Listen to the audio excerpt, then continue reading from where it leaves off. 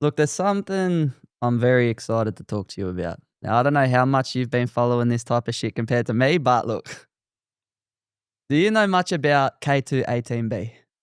Yes. Well, I wouldn't say I know a lot about it, but I do know what it is. Okay, so look, that keeps me up at night. I love that shit. K2-18b, we've discovered DMS, which is a biosignature. It's an element only produced by life, right? And this is the strongest evidence of life so far, like ever in history. You know, this is crazy to me. Okay. So I'm not planning to rain on any parades here, right? No, don't do it to me. No. Oh, no. Okay. So look, firstly, of course, it is a sterling effort to go out hunting for, they call them biosignatures. Are there signatures in the atmospheres of other planets that can reveal the presence of life? Now, the problem that we have is that these observations are hard, right? So we're having to use James Webb, the biggest telescope in space, parked out, really cold, so we can look and get the light from these planetary atmospheres. So the thing is that you read the headline in the newspaper, right? Woo, biomarker found in planet, and I know how exciting it gets, but then you have to go and read the paper, right? So, for me, there's the headline story, but then there's the scientific paper. And the scientific paper is a lot less certain than the news article, right? And we could, if you wanted to, we could get into a discussion on statistics and sigmas and Bayes factors and all this kind of stuff. But I can tell you that I think there's two key things here. Number one, that how confident that they are that signature is there is really not that confident. I.e., it would be a bit of an outsider in the Melbourne Cup kind of thing, right? So you put a couple of bucks on it because you think, oh, it might be right. But as yet, I think most people that look at the data sort of go, I'm not overly convinced by what you're telling me that I'm seeing here. The other thing is, which I think also the press doesn't like to hear, is that we don't have unique biosignatures, right? We talk about, I think it was dimethyl sulfide, I think that was what the DMS stands for. Dimethyl sulfide, yeah. That on Earth, that is a consequence of life, right? Fair enough. That's the primary source of this stuff. But we don't understand the chemistry on other planets, right? We don't understand if there's not a natural way of producing these kind of molecules and other complicated things.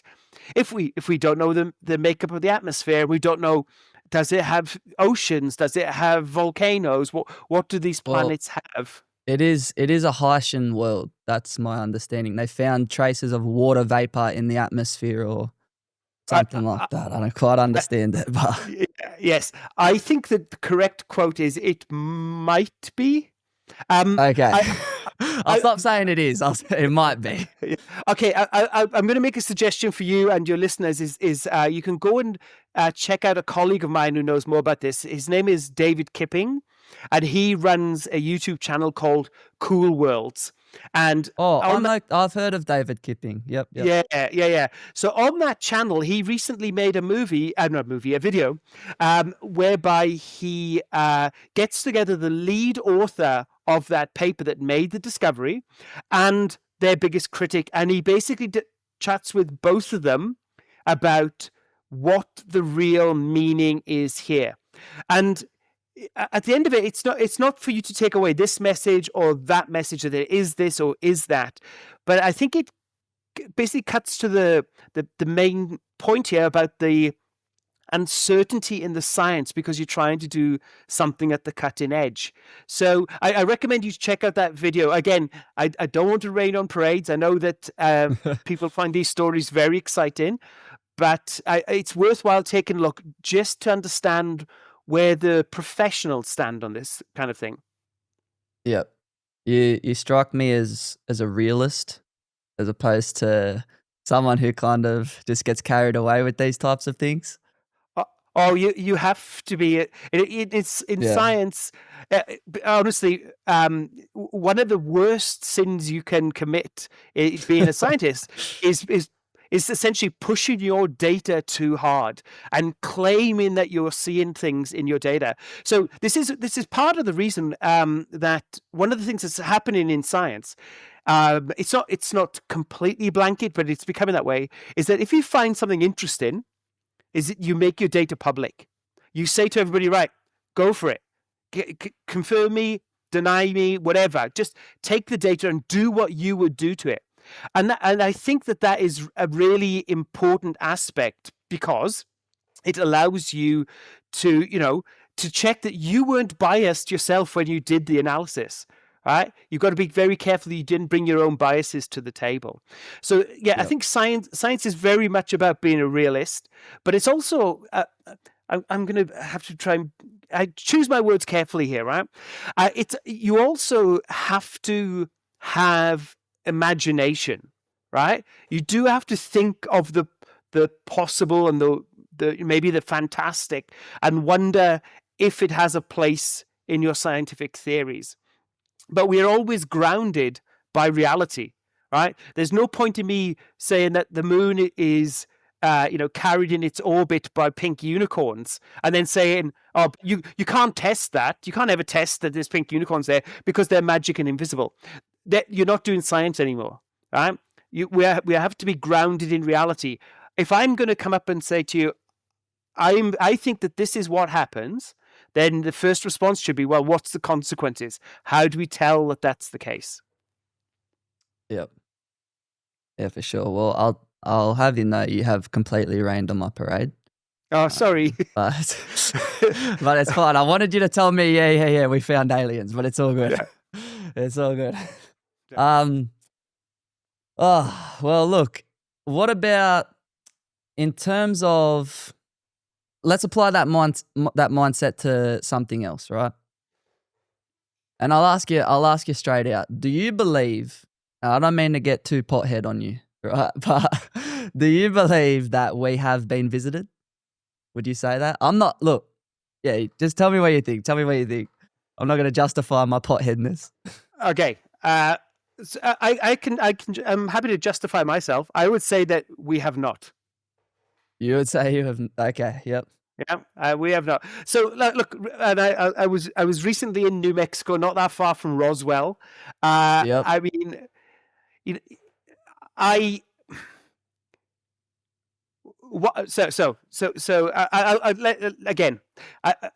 trying not to rain on parades. So rain on them, ruin all of our days. No. So one of the areas that I've worked in is this question of the habitability of the universe, right? Yeah. Life. You want there to be life out there, but you want more than there to be life out there, right? You don't care if there are worlds with pond scum everywhere, but you want intelligent life. I can tell in the picture behind you, you've got little green men there. So you want intelligent aliens there, right? And so the thing is that if there had been intelligent aliens in the past that can fly between the stars, they would be obvious, right? They would be obvious because the cheapest form of energy in the universe is starlight. You've got natural nuclear reactors working away, and as we're finding out here in Australia, right? Solar power, that's the way to go. So, if you've got a civilization that can start to fly between the stars, then they would need lots of energy, and the easiest thing to do is tap into starlight. So there's this notion that alien civilizations would build these things called Dyson spheres, basically giant solar panels that completely wrap up a star. But what that does is that takes that starlight and it turns it into waste heat. It turns it into infrared, right? That's what it does. And so if we had civilizations out there that could do that, they would be obvious. Firstly, we wouldn't see stars, and there'd be regions where it would all just be infrared rather than stars, etc. And we see But nothing. I mean, we can't. That seems like a pipe dream to us, and we're an intelligent species. Dyson spheres. I mean, how much material would you need to build a whole shit around the sun? You know what I mean? Well, so this is an interesting question. You don't actually need that much, right? You're talking about let's take a planet like Jupiter.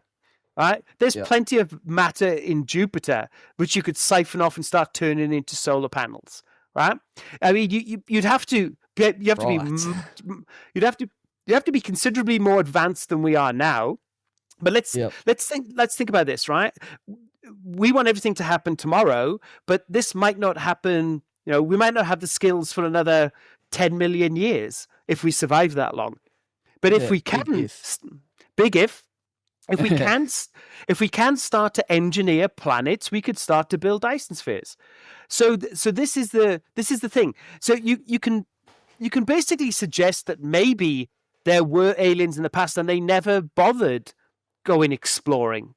But that would seem very weird, wouldn't it? I mean, would you think that every single alien planet that we have, they all decide that they wouldn't go exploring? You just need one to decide to go and explore. They can start to colonize the galaxy, and it doesn't take long to colonize the galaxy. It takes 10 million years, right? I mean, we can calculate that.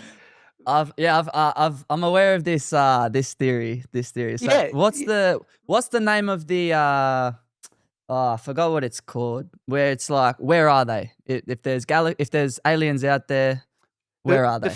The Fermi paradox. The Fermi paradox. That's right. It. Yes. Yeah. And it's a good question. Well, it is. I've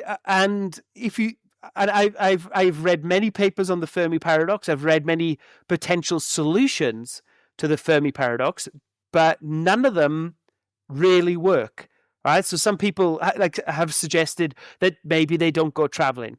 Some have suggested that maybe they all just go to sleep because they're waiting for the future of the universe when energy is going to be cheap or whatever. But in general, right, we have to remember that our Milky Way galaxy has been around not for 10 million years, but for 10 billion years. And so if there were civilizations in the past, they would have had plenty of time to occupy the galaxy. But there is no sign of them, none whatsoever.